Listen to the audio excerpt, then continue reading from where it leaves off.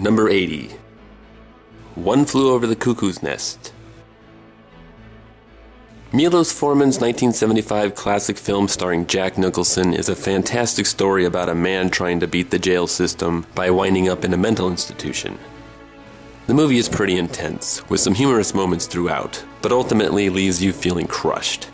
This is quite possibly Nicholson's greatest performance, and Louise Fletcher, who plays the head nurse, is one of the most evil women in film history.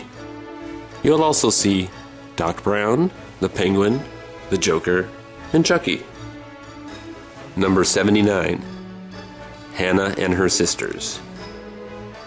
Annie Hall is usually most people's favorite Woody Allen film, and while that film is great, my favorite Allen film has always been 1986's Hannah and Her Sisters.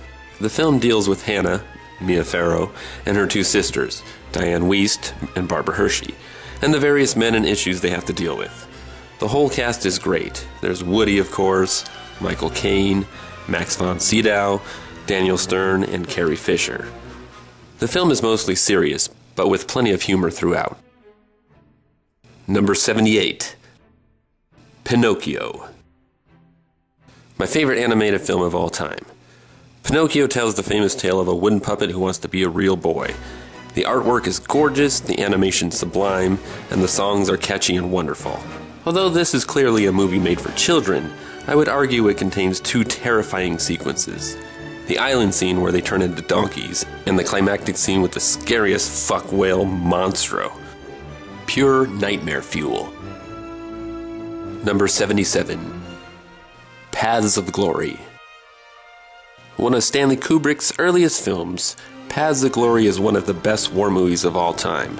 Kirk Douglas stars as an officer during World War I who defends 3 soldiers chosen at random to be put on trial for cowardice during an impossible battle.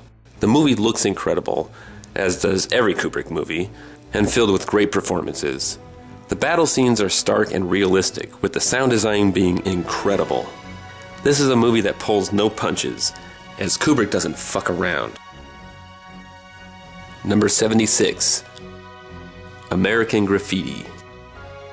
A few years before he hit it big with Star Wars, George Lucas made a charming little movie called American Graffiti. There's not much of a plot, just a bunch of teenagers driving around just after graduation, listening to a bunch of pop hits on the radio in the early 60s. It's got a great cast including a young Ron Howard, Richard Dreyfuss, Cindy Williams, Candy Clark, Charles Martin Smith, and a pre-Han Solo Harrison Ford. The movie is very funny and also dramatic, and makes me nostalgic for a time I wasn't even around for. Number 75. Young Frankenstein. My favorite Mel Brooks movie, which was released the same year as another of my favorite Mel Brooks movies, Blazing Saddles. The movie stars Gene Wilder, who's fantastic, and he plays the grandson of Victor Frankenstein, and eventually follows in his footsteps to reanimate life. Not only is the movie memorable with tons of great quotes and slapstick, it feels like an authentic Frankenstein movie from the 1930s. Number 74. Minority Report. Steven Spielberg's 2003 action sci-fi film stars Tom Cruise as a cop in the future, and the cops are able to stop crime before it happens with the use of 3 psychics called precogs. That is, until he's accused of a future murder and he has to go on the run to clear his name. The movie is very exciting with a couple of really awesome action scenes, and of course, being a Spielberg movie, it is visually outstanding. Number 73. Fanny and Alexander. Fanny and Alexander is a wonderful movie directed by the late great Ingmar Bergman. The film deals with a large family, the Ekdals, and follows them throughout many ups and downs, primarily through the eyes of the title characters Fanny and Alexander. There are horrific scenes dealing with their eventual abusive stepfather, and the way the film handles the outcome is incredible. The film runs about 3 hours long, but originally was made for Swedish television that ran nearly 6 hours, which is actually the best version in my opinion. Number 72. Witness. Witness is an excellent drama from 1985, directed by Peter Weir and starring Harrison Ford. Ford plays a cop who has to go and hide out with some Amish folks after an Amish boy witnesses a murder. Harrison is excellent in the lead role, and surprisingly the only time he's been nominated for Best Actor. Peter Weir is an underrated director who has made several really good films throughout his career. I saw this movie for the first time when I was way too young, probably 6 years old, and I've liked it ever since. Number 71. The Graduate. The Graduate is a classic film starring Dustin Hoffman, Anne Bancroft, and Katharine Ross. The film deals with Hoffman's character, Benjamin, after he graduates from college and he's unsure of what to do with his future. He starts sleeping with one of his parents' friends, Mrs. Robinson, and then falls in love with her daughter. The director, Mike Nichols, did an outstanding job with this film, expertly handling the very dry humor and the sense of uncertainty that plagues the main character.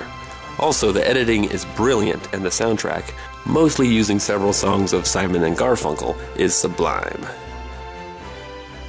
Number 70. From Russia with Love. I'm a huge James Bond fan. I've seen all the movies many times.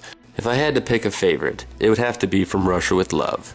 It's got Sean Connery as James Bond in his second outing, Robert Shaw as the villain Rhett Grant, and Lada Lenya as Rosa Klebb, the badass woman with the switchblade in her shoe. It's got the expected action scenes, one-liners, and beautiful women you'd expect at a Bond film, but the story is really good and tight, and is one of the few films in the franchise that doesn't feel overlong. Number 69. Being John Malkovich. Being John Malkovich is one of the most original movies I've ever seen. Directed by Spike Jonze and written by Charlie Kaufman, the movie stars John Cusack as a struggling puppeteer who, after getting an office job on the 7th and a half floor, discovers a portal that leads directly into the actor John Malkovich's head. The movie is extremely meta and often hilarious, and John Malkovich playing himself is friggin' genius. A one-of-a-kind film that everyone should check out. Number 68. Do the Right Thing. Spike Lee is a great director who sadly has only made a couple of truly great films. I consider Do the Right Thing to be the best one he's done. It follows a vast group of people living in Brooklyn during one very hot day when racial tensions mount and eventually erupts in violence. The cast is great, especially Spike Lee himself as the main character Mookie. The movie will make you mad, make you laugh, and most importantly, make you think. Number 67. Evil Dead 2. The first Evil Dead is really good. Super low budget but quite scary. The second one, although still scary, adds in a bunch of over-the-top slapstick comedy and cranks up the gore in a supremely over-the-top manner. Bruce Campbell in the movie is awesome. He's cool as hell but also goddamn hilarious. Director Sam Raimi does a great job making this film so memorable visually, with all the sweet practical effects being highly creative. The follow-up, Army of Darkness, is really good too. Number 66. The Bride of Frankenstein. Again, the original Frankenstein is a great movie, but the follow-up I feel is even better. The movie is entertaining from start to finish, with many memorable characters throughout. The movie has some nice lighter moments, but Boris Karloff's portrayal of Frankenstein's monster is so sympathetic it's hard not to feel for him. Although the movie is called Bride of Frankenstein, she only shows up in the last couple of minutes, but it has become iconic. Number 65. An American Werewolf in London. Simple story really. Two Americans go backpacking across Britain, they're attacked by a werewolf, one dies, one becomes a werewolf, but then the one who was killed shows up to pester the one who's still living to kill himself in order to break the werewolf's curse. Hands down the coolest werewolf movie of all time.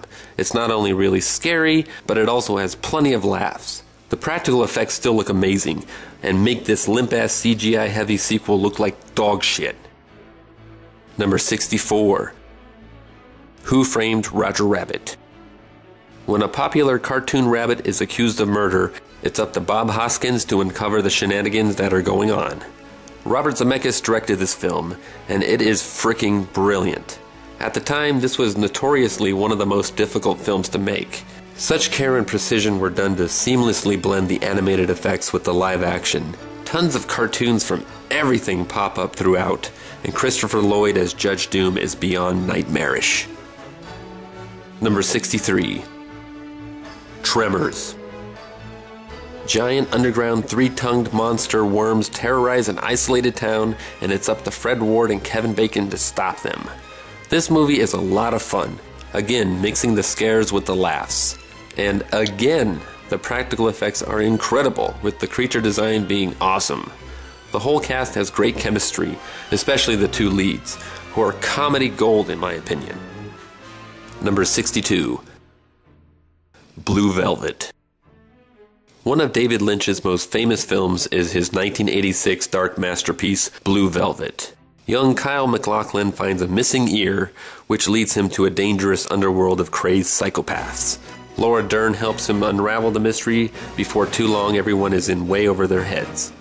Dennis Hopper plays the evil villain Frank Booth, who is one of the most terrifying creations in cinema. The film is more straightforward than many of Lynch's films, but still has many scenes of horrific imagery. Number 61. Shaun of the Dead.